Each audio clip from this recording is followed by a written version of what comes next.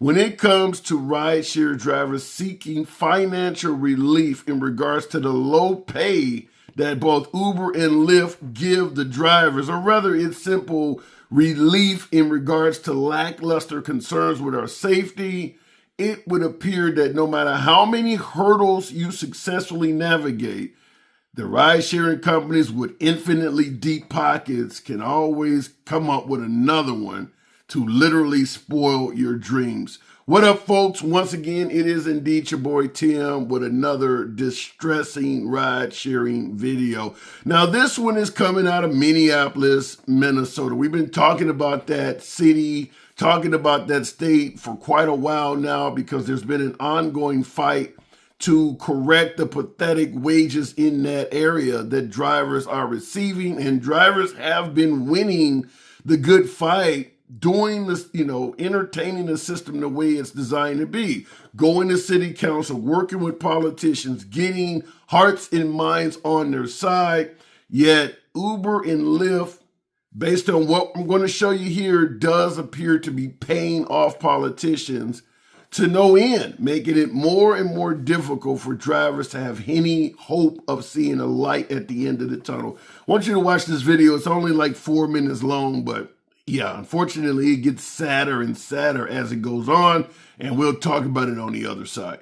Uber and Lyft are threatening to stop operating in the Twin Cities Metro May 1st. Whether or not that actually happens remains to be seen, but in the meantime, some Republican lawmakers at the state capitol are preparing to introduce a bill tomorrow. Joining us now is Representative Elliot Engen to learn more about that. Representative, good morning. Thanks for joining us. Good morning. Thanks for having me. So quickly to recap for people, bring everybody up to speed. This is in response to the Minneapolis City Council overruling Mayor Jacob Frey's veto on an ordinance to raise the minimum wage for drivers. It requires Uber and Lyft to pay drivers $1.40 per mile and 51 cents per minute for all rides within the city. Uber and Lyft saying that they not only will stop operating in Minneapolis, but really the metro. Tell us your level of concern about this and also what you plan to introduce tomorrow. Yeah, I think, I'm extremely concerned. I think that this is going to have ramifications that are larger than just getting a ride occasionally. This is going to hurt folks who use those rideshare services to go and get medications or go to a potential doctor's appointment. I've heard people, particularly in the disabled community, who are using them to get to and from work. So this is going to have a lot of negative impacts if we don't do something here. And that's why we're going to be introducing this bill tomorrow, which would preempt localities from imposing those additional regulations and restrictions. And we're just going to say, hey, the livable wage here is going to be zero after this ordinance goes into effect and when Uber and Lyft pull out. So we have to protect these rideshare providers and the awesome services that they provide for our communities. And to get more into the details of how the bill would work, so it would kind of override what Minneapolis or any city would try to do regarding ride shares. Do I have that right? That's correct. Yep. It says that localities, municipalities, local units of government cannot impose those additional regulations or restrictions. It kind of opens up a local control, out of control scenario with what Minneapolis is currently doing. So this bill would just say, nope, we're not going to allow for that when it comes to transportation services and their providers. At the same time, many drivers, they're celebrating the pay increase, and Uber and Lyft have not left yet. Right now, it's a threat to leave. What do you say to the folks that kind of say, hey, we've got a little time till May 1st, and we'll see if they actually, do in fact leave? Well, I mean, we actually heard a similar bill that was at the statewide level last year. Governor Walz had vetoed it because he did feel that those threats were substantiated, and it was a big enough issue where he said, "Nope, we're not gonna do this." So they might be celebrating right now. They might be cheerful, but come May 1st, I don't think that these are empty threats. They're fully prepared to leave. So is this feel good policy or is it do good policy on part of the Minneapolis City Council? I'd say it's more feel good because we're going to wake up on May 1st and we're going to be without Uber and Lyft here in the state of Minnesota. And what do you say on the flip side of that? What do you say to the folks who say, let them leave? We can go back to hailing a taxi or some other app technology will come forward. What do you say to those? I would say that that's short-sighted thinking. We know how much of an impact Uber and Lyft in particular have in our metropolitan areas, in the suburbs like I represent.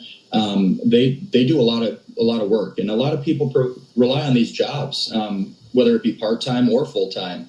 I actually had a friend over last night who's in town. I haven't seen him for a couple years. We were high school buddies, and he lives out in Pennsylvania, and he got here and was talking to his rideshare driver. I think he took an Uber, and the driver did not seem happy about it. They were listening to the radio and it popped up, and my buddy John had inquired about it, and he said, yeah, this is a big deal, and I might be without a job come May 1st if we don't figure something out. So I think people are starting to recognize that this is a bigger deal than just an empty threat on the part of Uber and Lyft.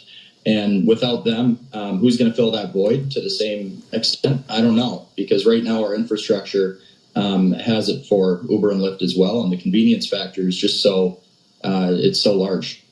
Yeah, we'll all be watching and seeing how this unfolds and looking for that introduction of your bill tomorrow. So Representative Elliott Engen, we appreciate your time. Thanks so much for having me. Appreciate it. This one sucks, folks. This is when you hear folks suggest that I don't vote because my vote doesn't matter. It's shit like this that can lead to someone saying that. Now, in this case, the system worked. These folks went out, they fought, they went to City Hall, they talked to their politicians. They had both the governor and the mayor veto their wishes. They've been doing this over a year.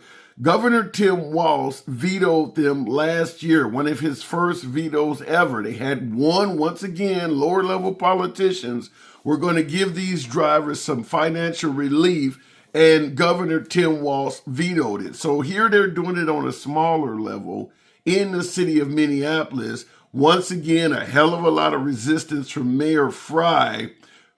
And they actually convince enough lower level politicians to give them relief to the point where they had I think a 9 or 10-3 majority in their favor, so that the mayor could not veto this yet again. And he still did it. So both the governor and mayor don't want to get a driver's shit. But they're doing what is required in the system. They are pleading their case. They're winning over and over again. And it seems that the powers that be in Minneapolis and the state of Minnesota just don't give a damn about these drivers. So let's talk about the actual video. Because what's distressing about it, in my opinion, is the system worked. These drivers did what they were supposed to do, got the votes, got the system, and they're going around the wishes of the people to satisfy Uber and Lyft, because we already know what's going on. We can say alleged, we can say maybe, but fact is, it's very likely somebody behind the scenes is getting paid off. And we're talking about Mayor Fry or Governor Tim Walz. And now you got Republican politicians passing this bill that overrides the will of the people. The Republicans were not even involved in this. Minneapolis is a blue state, by the way. Both the governor, Tim Walz, and the mayor, Fry, are both Democrats. They're not even giving drivers relief. Now, all of a sudden, the Democrats were beaten.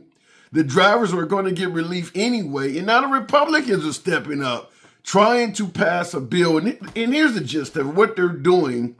Now that it's a veto-proof bill where the drivers got to get a raise whether the mayor gives a damn about them or not, they're going to pass a bill that prevents the city of Minneapolis from controlling pricing. So it don't matter what the people want, the bill would eliminate their ability to do so. So this would throw everything out and go right back to where we were, where drivers ain't getting paid shit and begging for relief. And now it would put that power in the hands of the state. And we've already told you that Governor Tim Walz has already refused to do anything. So this is unfortunately not likely to go well for Minneapolis drivers. Many of us content creators, we thought this shit was over with. We thought that the drivers fought the good fight, won several victories, continued jumping hurdles, winning over and over again.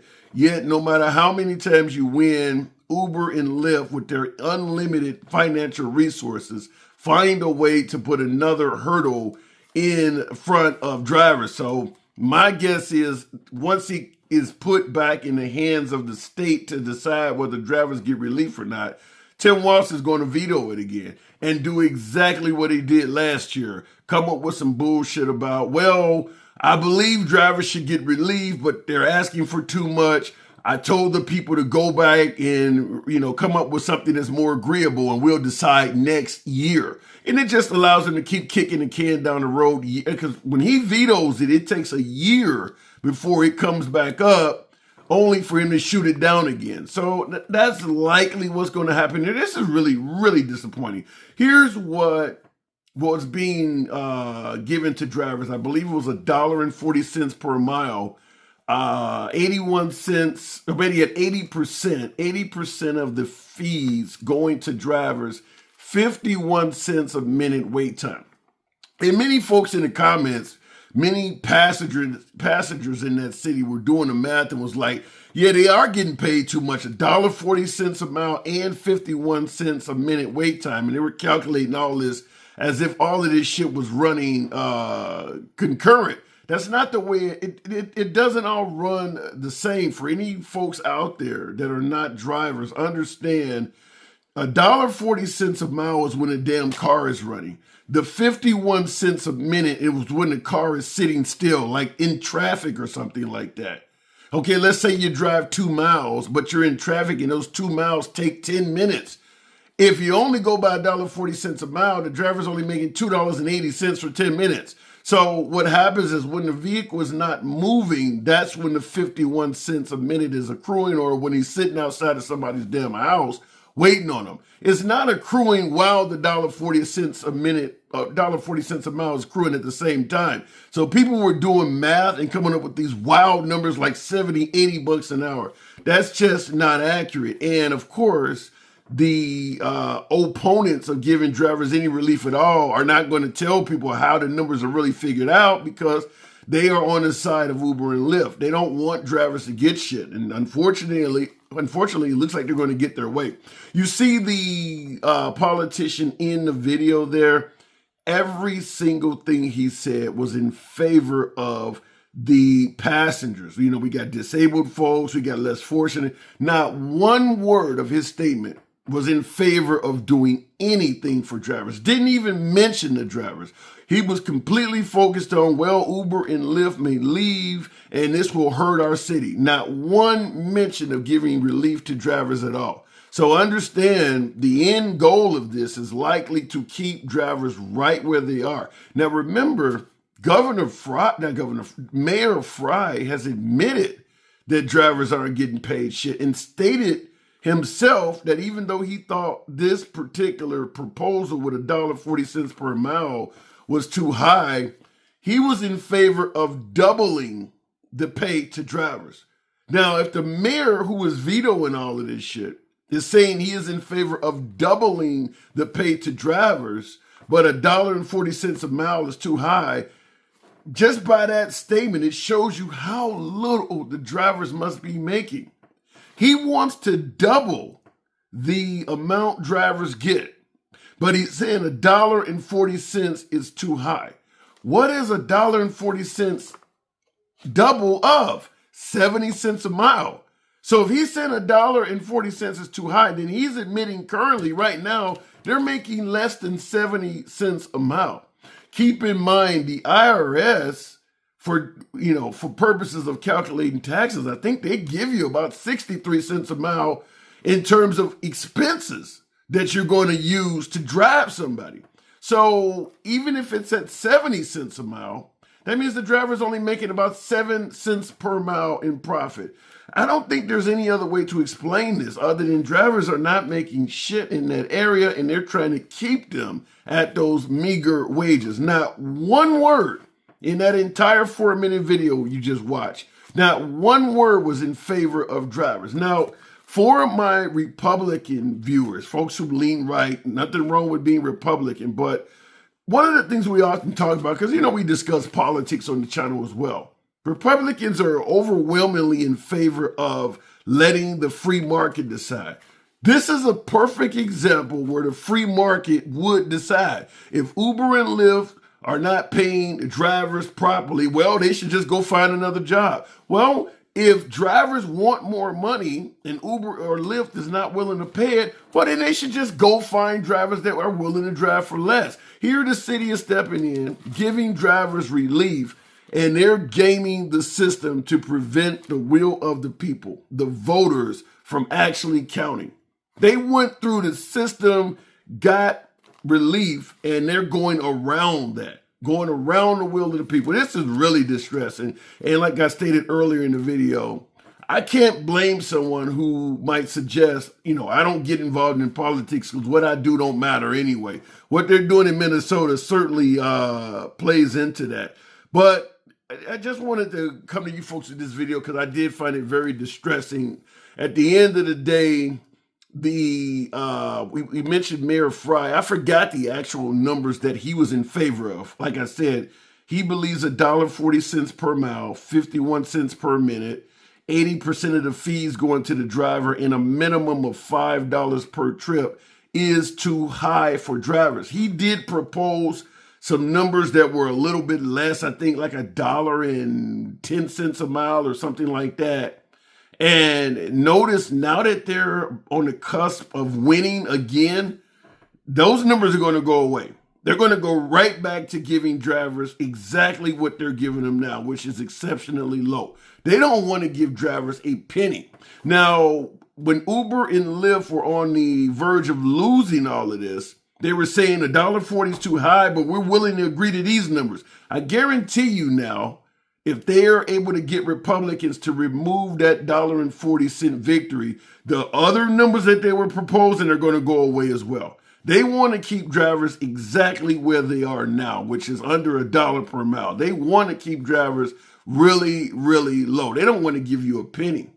And I think this really shows it. And to have a Republican politician or Democrat, I'm not really banging on any party, but to have any of them on television saying nothing at all about why this is happening. The drivers are not getting paid shit. You see her doing that interview with him. Not one word about what are drivers earning. Yes, you're concerned about Uber or Lyft leaving the area. Yes, you're concerned about folks needing rides and not getting them. Are you concerned about what drivers are getting paid at all? Never even came up. Never even came up. So understand, this is probably as clear of an example as you can get that the politicians don't give a damn about what you're earning, and most likely Uber or Lyft are in their pockets. Hopefully we can come up with some better news in the future, but right now, folks, I don't see a light at the end of the tunnel anymore for the city of Minneapolis and the residents of Minnesota in terms of drivers. Catch you in the next video.